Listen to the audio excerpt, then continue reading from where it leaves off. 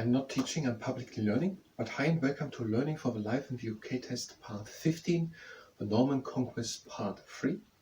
While doing wrist training, participating in the exercises is at your office. So what we had was that the Norman Conquest was the last successful foreign invasion of England. So in 1066, the Duke of Normandy, William the Duke of Normandy, invaded Britain, and in the Battle of Hastings 1066 he defeated the Saxon king Harold, who died in the battle, and he became the King of England and then was called William the Conqueror. And that was the last successful invasion, and this foreign invasion led to many changes in government and social structures in England. We already had one time something annotated that was here. The Romans remained in Britain for 400 years. So the Romans had come under Emperor Claudius in 43 after Christ and conquered at least England but not Scotland. And they built roads and public buildings, created a structure of law, and introduced new plants and animals. So the Romans were bringing plants, green plants and animals, and they built public buildings. I don't want to talk too much, maybe it is explained better, but I said something that I don't really understand about public buildings. But I remember that, for example, some buildings in the city Bath are made by the Romans. I don't know if they were public, but that could be an example of what the Romans had built at buildings. And some of them, or some types of them, could have been public. And they built roads, and they created a structure of law, and I wanted to go back to that point. We already had gone at that point back to the Big Five. These Big Fives are democracy, the rule of law, individual liberty, freedom of tolerance of those with different faith and beliefs, and participation in community life. So these Big Fives, but I wanted to go into the responsibilities and freedoms, and that never happened. So if you wish to be a permanent resident or citizen of the UK, you should, that is what we wanted to do again, respect and obey the law. And we already know now that the Romans introduced something of law, structured law or something was it expressed, and that they created a structure of law. So the Romans created a structure of law, and the Norman Conquest, led by William the Conqueror, led to many changes in government and social structures in England. So if you want to live as a resident or citizen, probably also as a visitor, you should respect and obey the law, respect the rights of others, you should also respect others, respect the rights of others, including their right to their own opinions, treat others with fairness, look after yourself and your family, look after the area in which you live and the environment.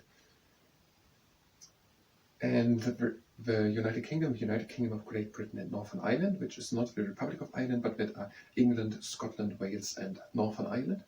That is the United Kingdom of Great Britain and Northern Ireland. Great Britain is just the main island, not Northern Ireland, but Britain is all that, at least with Northern Ireland. Yes, we had this point, not the Republic of Ireland is not referred to with Britain. Freedom of belief of religion, that returns as an offer the UK offers. That is what the UK is giving to people living here in return for them respecting and obeying the law, respecting the rights of others and their right to their own opinion, because they are treating others with fairness, that they look after themselves and their family and after the area and the environment in which they live, that they have freedom of belief and religion, that is here point 4, tolerance of those with different faiths and beliefs, freedom of speech, freedom from unfair discrimination, right to fair trial, and the right to join in the election of a government. The Norman Conquest led to many changes in government and social structures in England. Norman French, the language of the new ruling class, influenced the development of the English language as we know it today. That is a long sentence. There was Norman French. Let's start with the first wrist exercise. We're having the hands of the wrists at the outside. Now we're bringing these wrists to the inside and to the outside. And again to the inside and to the outside. We're having 3 rules for these exercises.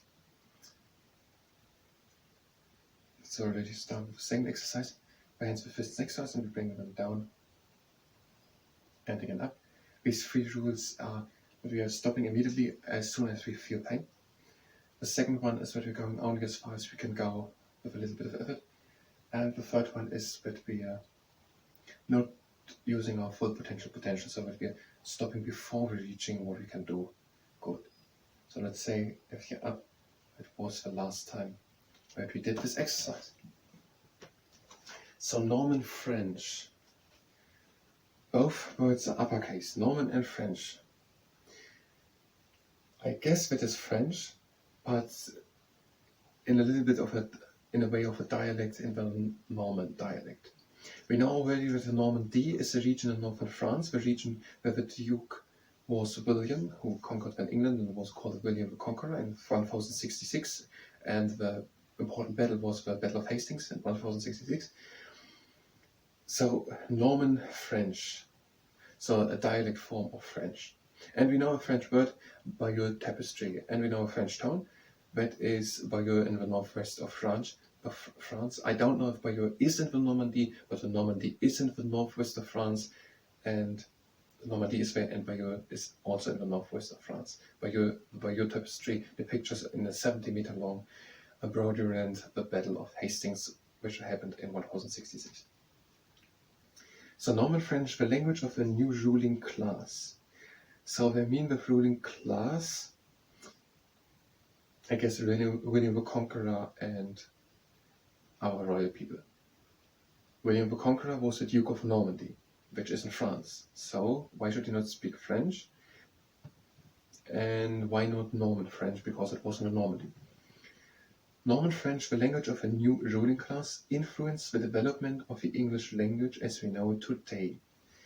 So there was Celtic spoken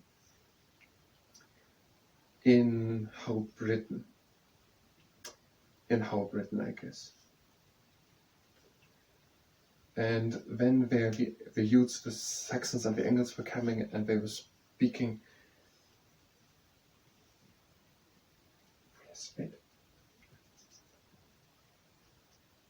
Yes, they were, on that language is the modern English based, and people in Europe were speaking during the Iron Age also a similar language to the Celtic, which is spoken in England.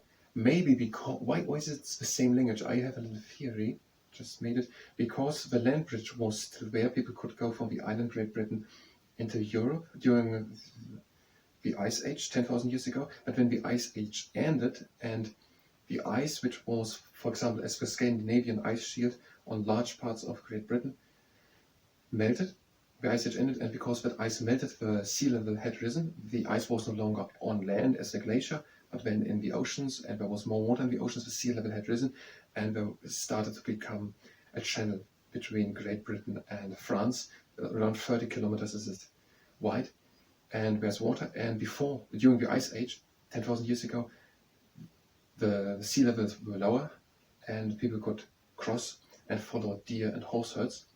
So it makes sense that they were speaking more or less the same language, a form of Celtic. Now, after the ice had melted, the Ice Age had ended, the Bronze Age began 4,000 years ago, and also people started to do agriculture. That makes sense 6,000 years ago.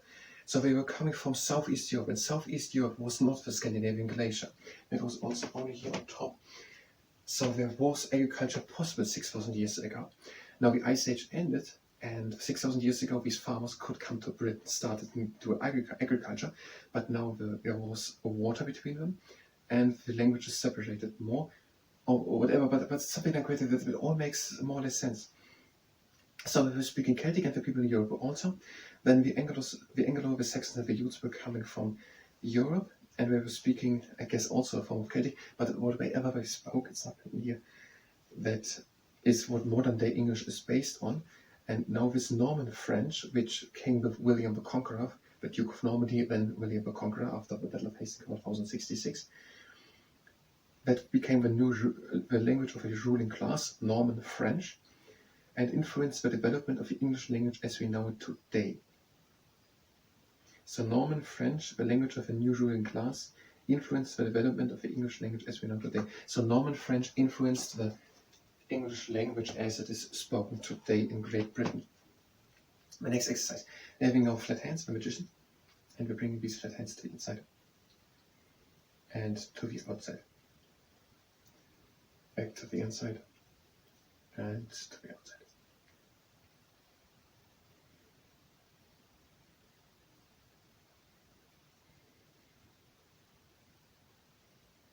And the last time to the inside.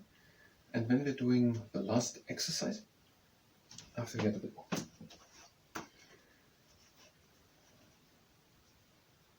Initially, the Normans also conquered Wales,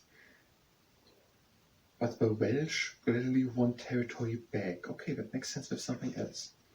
So they conquered Wales, so the part west of England, of Britain, the part of Great Britain west of England. They conquered Wales, and the people living there are the Welsh, but they gradually won their territory back. So the Norman French, so William the Conqueror, or who was it now? It's not written here. The Norman Conquest. The Norman Conquest conquered originally also Wales, but they fought back, and that makes sense here. Related languages to Celtic are still spoken today in some parts of Wales, Scotland, and Ireland. That could be the reason that the Norman were only partly there. The Romans were not in Scotland, the Anglo-Saxons were not in Scotland. Maybe there was some other times also not something in Wales or in Ireland, Northern Ireland or Ireland. And the Norman conquest had conquered Wales, but there was way they were pushed out again. So that the people living there are in partly still speaking related languages to Celtic. The Scots and the Normans fought on the border between England and Scotland. The Normans took over some land on the border but did not invade Scotland. That sentence was too complex to pay attention. I was thinking about something else. Now we are doing the last exercise.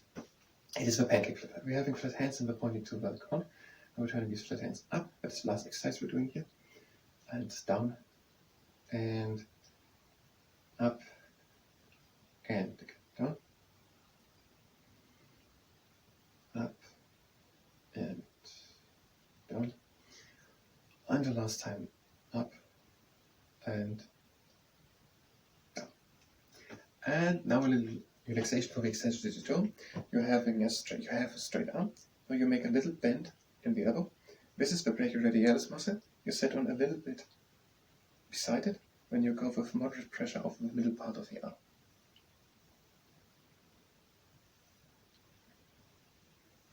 On the other side, straight arm a bit in and cover the middle part of the arm.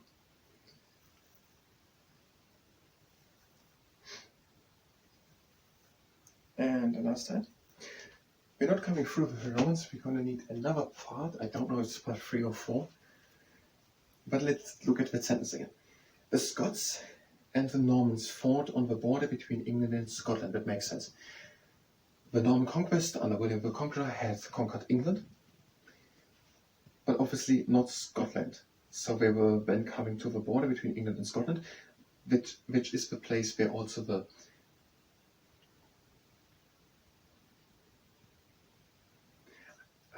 I have always another name on this. Hadrian's Wall. The Hadrian's Wall was between England and Scotland, and there the Normans and the Scots were fighting. The Normans took over some land on the border but did not invade Scotland. So we took some land, but there was not a large-scale invasion or however that is meant here. They did not conquer whole of Scotland, is what I'm reading from it here. So again, the Scots were not conquered by the Romans, not by the Anglo-Saxons, and not by the Normans. And I guess that is a good ending before we go on in the next part. So thank you very much, and until next time.